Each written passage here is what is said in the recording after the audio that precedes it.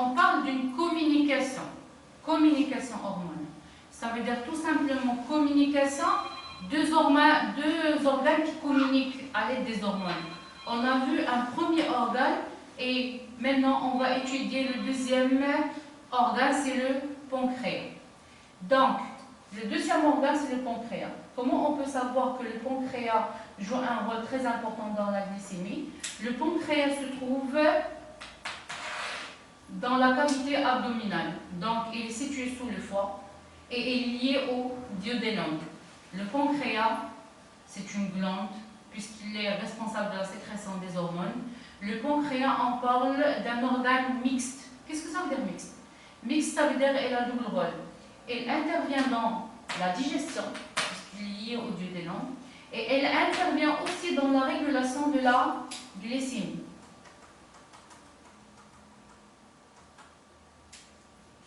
Comme vous savez, le document nous montre deux parties.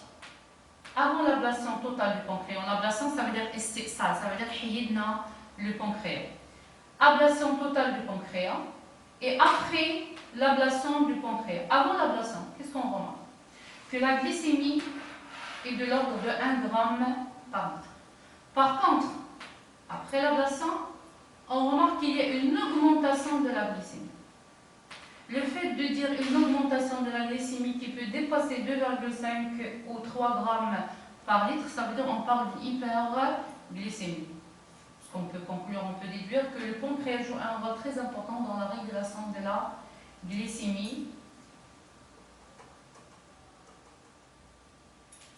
Avant l'ablation du pancréas, la glycémie est stable à 1 gramme par litre. Après l'ablation du pancréas, la glycémie augmente. Il y a donc une hyperglycémie. Le pancréas joue donc un rôle essentiel dans la régulation de la glycémie. Puisque ici, on parle de quoi? On parle de troubles digestifs. Après l'ablation, on remarque qu'il y a des troubles digestifs. C'est ce qu'on a dit tout à l'heure, c'est que le pancréas joue un rôle très important dans la digestion. Donc, les troubles digestifs sont liés à l'absence de sucre pancréatique.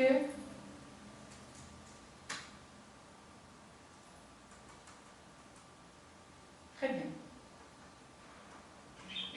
Une autre expérience pour montrer le rôle du pancréas, l'importance du pancréas dans la régulation de la glycémie. Donc, on a essayé de brancher le pancréas et débrancher le pancréas. Ici, on parle d'un chien pancréatectomisé. Ça veut dire ne contient pas de pancréas, mustasal à pancréas. On remarque qu'au début, la glycémie est de l'ordre de 3,5 grammes par litre. Après le branchement dans le cou du pancréas, on remarque une diminution, ça veut dire un retour à l'état initial de la glycémie aux alentours de 1 gramme par litre. Après, on a débranché le pancréas. Après le débranchement du pancréas, qu'est-ce qu'on remarque? Il y a toujours une hyperglycémie.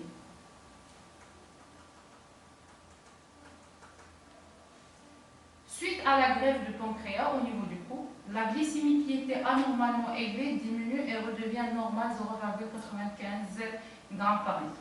2 heures après la suppression du greffon, ça veut dire après le débranchement, la glycémie remonte à plus de 2 g par litre.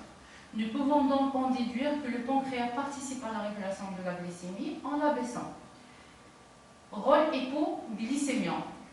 Est-ce que le pancréas joue un seul rôle hypoglycémiant ou joue un autre rôle hyperglycémiant? C'est ce qu'on va voir après. Donc le pancréas joue un rôle très important dans la régulation de la glycémie. Le pancréas étant relié uniquement par des vaisseaux sanguins et sachant que les hormones circulent dans le sang, on peut donc supposer que le pancréas intervient dans la régulation de la glycémie par l'intermédiaire d'une ou plusieurs hormones. Ça veut dire que le pancréas, il communique avec le foie à l'aide des hormones. Les hormones sécrétées par le pancréas, il y a 2 hormones.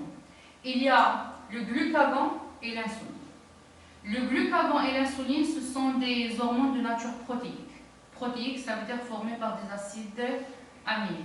Le glucagon est formé par 29 acides aminés distribués en une seule chaîne. L'insuline est composée de 2 constituée par un nombre d'acides aminés. Une chaîne est constituée par 30 acides aminés, l'autre chaîne est constituée par 21 acides aminés. Et les deux chaînes sont liées par des ponts dits sulfures. Ça veut dire qu'il y a deux soufres. Où se trouve exactement, où se fait la sécrétion exactement des hormones dans le pancréas, c'est ce qu'on va voir maintenant. Si on fait une observation microscopique du pancréas, on remarque que dans le pancréas, il y a deux groupes de cellules.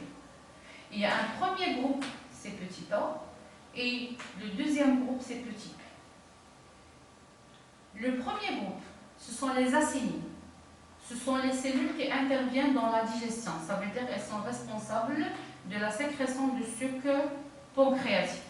Donc, le premier groupe a éliminé dans la régulation de la glycémie. Mais le deuxième groupe, c'est les cellules qui se trouvent dans le groupe B. Ce sont des cellules qui interviennent dans la régulation de la glycémie. On les appelle des îlots de Langerhans.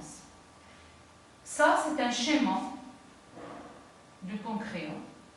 Ça, ce sont les acénies, les cellules qui interviennent dans la digestion. Mais dans le centre, on trouve des îlots de Langerhans. Et dans les îlots de Langerhans, on trouve aussi, puisqu'on parle de deux hormones, puisqu'on parle de deux hormones, ça veut dire qu'il y a même dans la partie des cellules qui interviennent dans la régulation de la glycémie, il y a deux groupes de cellules.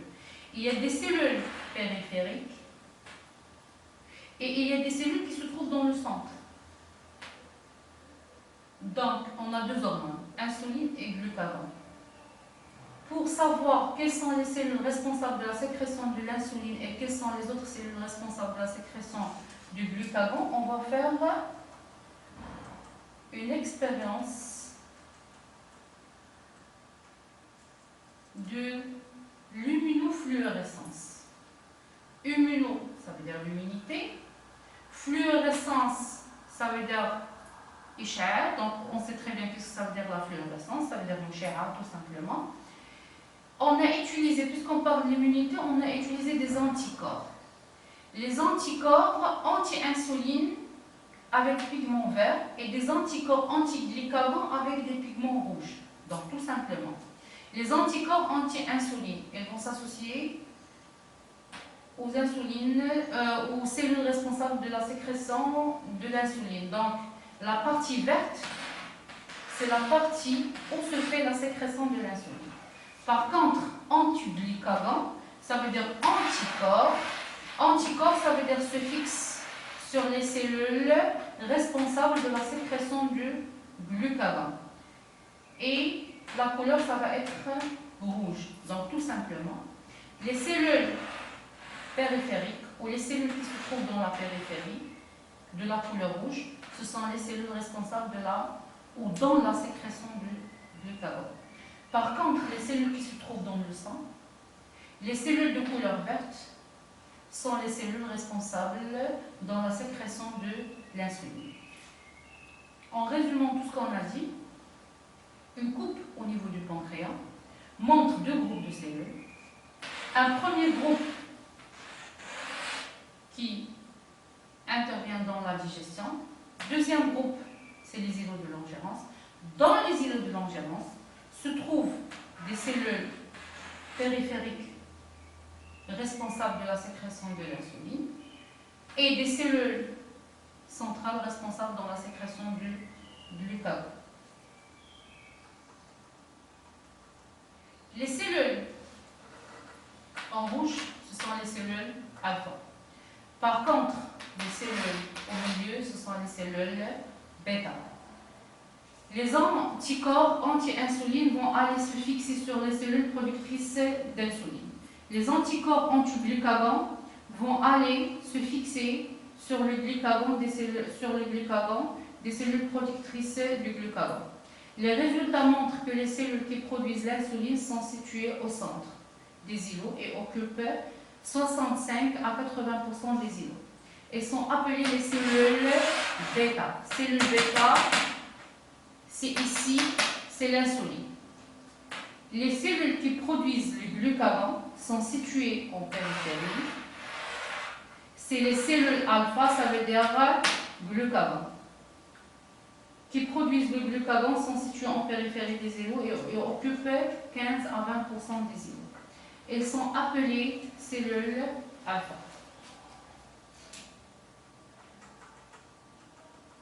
Très bien. Action de l'insuline et le glucagon sur les cellules cibles. Cellules cibles, ça veut dire khaliya hadaf. Communication hormonale, ça veut dire que le pancréas communique avec le foie à l'aide des hormones. Les hormones sont l'insuline et le glucagon. Donc pour nous, les cellules cibles, comme exemple, c'est le foie, les muscles, tissus adipeux.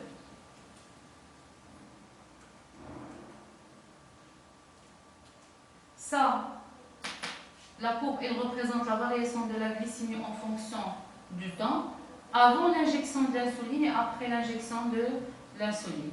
Ça, c'est le bilan hépatique de glucose par minute. Ça veut dire, lorsqu'on parle de bilan hépatique, ça veut dire que c'est le bilan du foie. Donc, automatiquement, c'est la différence entre la quantité de glucose sortant et la quantité de glucose entrant dans le foie. Ça, c'est concernant le glucagon. Donc, qu'est-ce qu'on remarque? Lorsqu'il y a une injection de l'insuline, on remarque qu'il y a une diminution de la glycémie. Injection insuline, diminution de la glycémie. Donc, tout simplement, le rôle de l'insuline, c'est de baisser la glycémie. Donc, pour nous, l'insuline, c'est une hormone hypoglycémiante. Hypo, ça veut dire baisser. Glycémiante, ça veut dire glycémie, ça veut dire glucose, ça veut dire tout simplement concentration de glucose dans le sang. Mais qu'est-ce qu'on va faire avec le glucose? Comment on va baisser le glucose dans le sang? Tout simplement, l'excès de glucose, elle va être stocké au niveau du foie sous forme de glycogène. C'est la glycogénogenèse. Par contre, lorsqu'on parle de glucagon, on remarque qu'il y a le contraire. Pourquoi? Parce que après la perfusion de glucagon, on remarque qu'il y a une augmentation de la glycémie. Augmentation de la glycémie, ça veut dire tout simplement que le glucagon, il fait le contraire de l'insuline. C'est que le glucagon fait augmenter la glycémie. Le glucagon pour nous, c'est une hormone hyperglycémique. Hyper, ça veut dire la glycémie augmente. Et comment on va résoudre le problème? Ça veut dire comment je peux faire augmenter la glycémie, la concentration de glucose dans le sang. La seule solution, c'est le fait d'utiliser le stock de glycogène qui se trouve dans le foie. Donc le foie, il libère le stock, il libère le glycogène et il le transforme en glucose selon le phénomène de la glycogénolyse.